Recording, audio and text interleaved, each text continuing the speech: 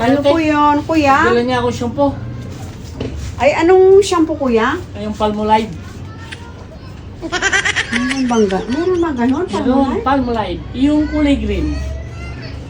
Meron yun. Tingnan ko ah. Pag wala kasi O kahit anong kulay, basta Palmolive. ngayon ko lang narinig yun eh. Meron, dahil hindi ka marunong magbasa.